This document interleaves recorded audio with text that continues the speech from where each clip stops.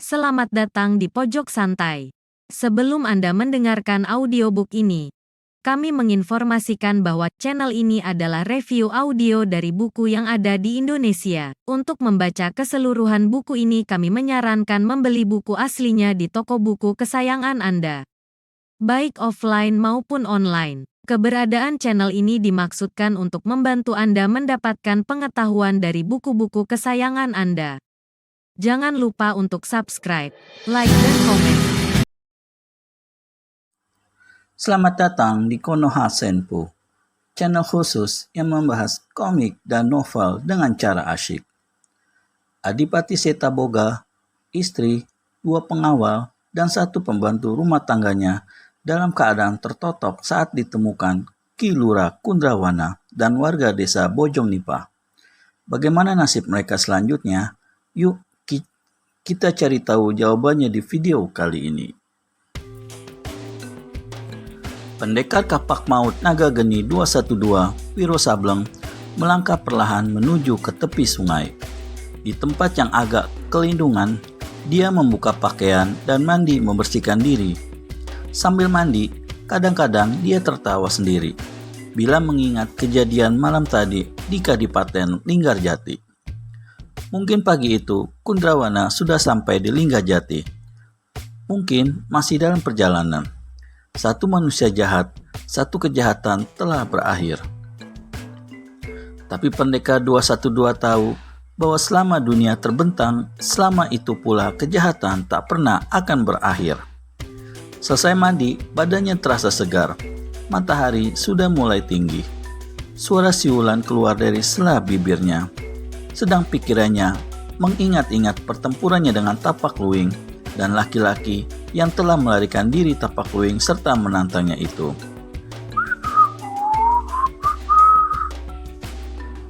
Tantangan ini mengingatkannya pada pertempurannya di Gua Sangreng dengan Bergola Wungu tempo hari. Kali ini, untuk kedua kalinya, dia ditantang. Siapa pula gerangan kali ini yang menantangnya? Hidup ini memang penuh tantangan. Tantangan yang timbul dari diri kita sendiri dan dari diri manusia-manusia lain. Sungguh gila kehidupan ini. Tapi kegilaan inilah yang mendatangkan kenikmatan.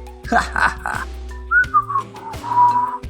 Maka siulan pendekar 212 itu semakin meninggi dan melengking membawakan lagu tak menentu. Tentang diri manusia yang telah melarikan Tapak Luwing itu hanya 2 hal yang diketahui oleh Wiro Sableng. Pertama, dalam kegelapan malam, dia melihat bahwa manusia itu buntung tangan kanannya.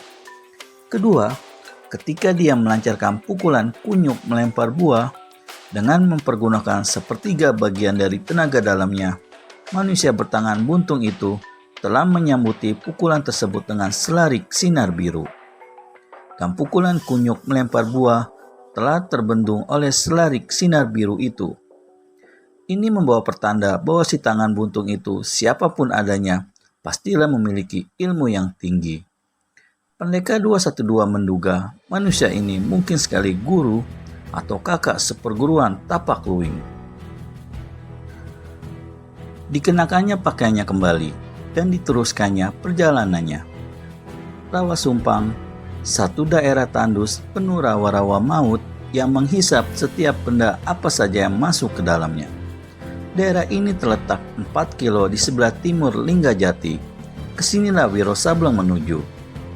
Angin dari utara bertiup kencang, membuat pakaian dan rambutnya yang gondrong berkibar-kibar. Dia memandang ke bawah. Pendataran luas penuh rawa-rawa maut itu sunyi sepi. Tak satu manusia pun yang dilihatnya. Wiro memandang ke langit.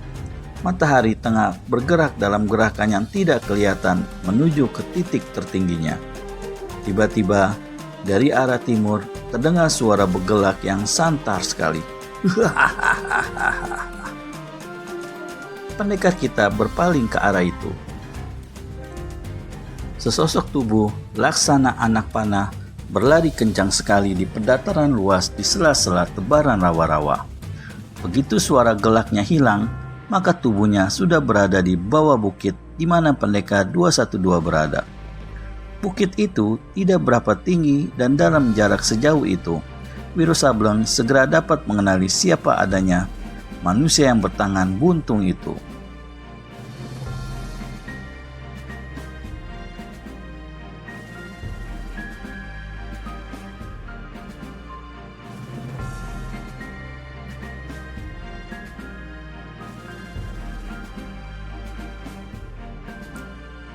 Kalau dia menjadi penantangku malam tadi, pastilah dia telah memiliki ilmu yang tinggi dan sangat diandalkan, kata Wiro Sableng dalam hati.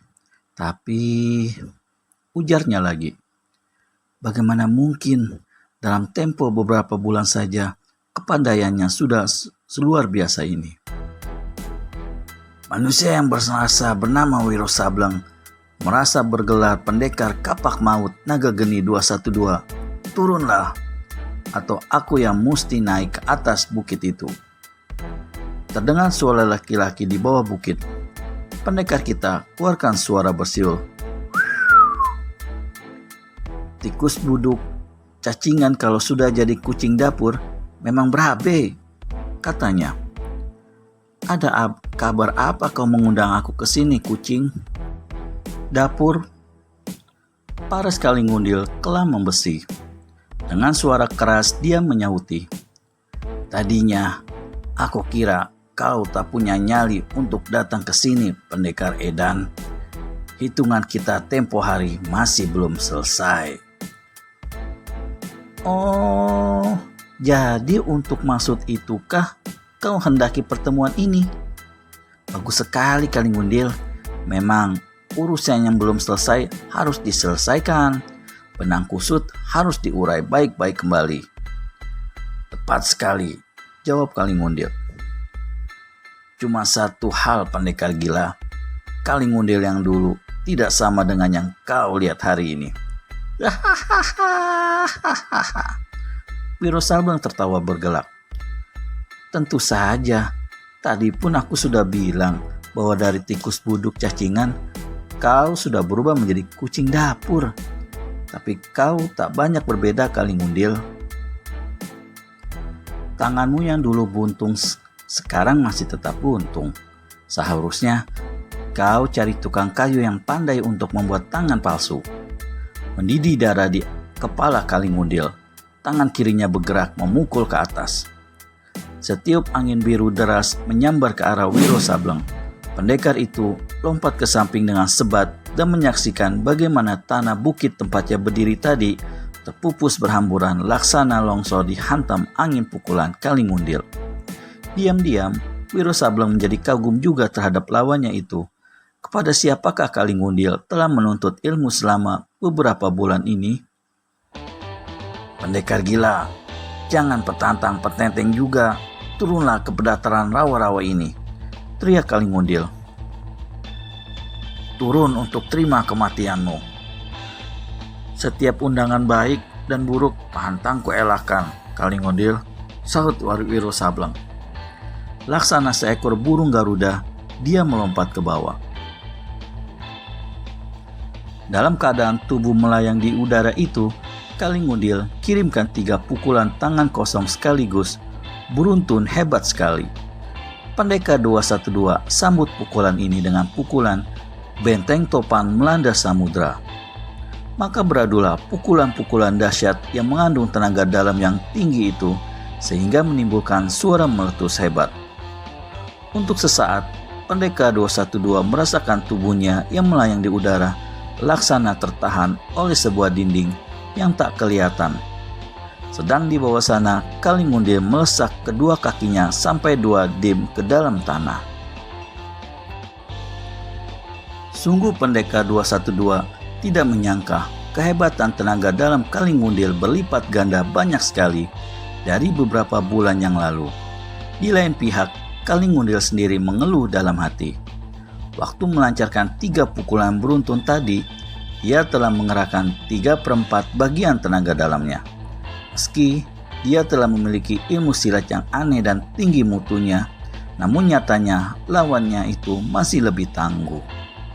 Kalingundil kertakan geraham. Pemuda gila, terima pukulan jotos silimuan biru ini. bentak Kalingundil. Tangan kanannya dipukulkan ke muka. Sinar biru berkiblat menyambar ke arah Pendekar 212 yang saat itu baru saja injakan kaki kanannya di tanah dekat tepian rawa. Pendekar kita lompat setinggi 4 tombak dan dari atas ganti mengirimkan pukulan balasan yang tak kalah hebatnya. Pukulan angin menimbulkan suara seperti ratusan seruling yang ditiupkan secara bersamaan. Debu berputar-putar ke udara. Lumpur rawa-rawa seperti mendidih. Kalingundil kerahkan tenaga dalamnya ke kaki untuk mempertahankan diri. Tubuhnya bergetar dilanda angin pukulan lawan, namun sepasang kakinya laksana baja tetap bertahan di tempatnya. Penasaran sekali, dengan membentak, Pendekar 212 lipat gandakan tenaga dalamnya dalam pukulan itu. Kini Kalingundil tak dapat lagi bertahan dengan segala kehebatan yang dimilikinya itu. Kedua kakinya laksana akar pohon berserabutan dari dalam tanah, terlepas dari pertahanannya. Tubuhnya terhuyung keras ke belakang ke arah rawa-rawa maut. Dihantamkannya tangannya ke muka untuk membendung angin pukulan lawan. Dan serentak dengan itu, dia jungkir balik di udara, melompati sebuah rawa kecil, dan berdiri di bagian lain dari pedataran.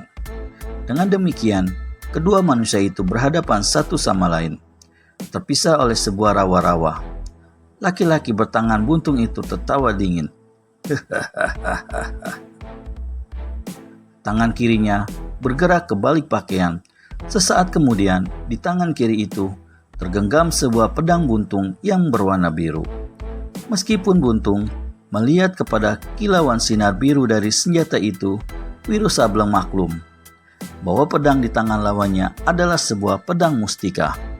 Kalingundil sudah menggunakan pedang birunya. Bisakah Wiro menghadapinya? Yang penasaran dengan pertarungan mereka, segera subscribe dan tekan tombol lonceng untuk mendapat notifikasi video terbaru dari kami. Terima kasih dan sampai bertemu kembali.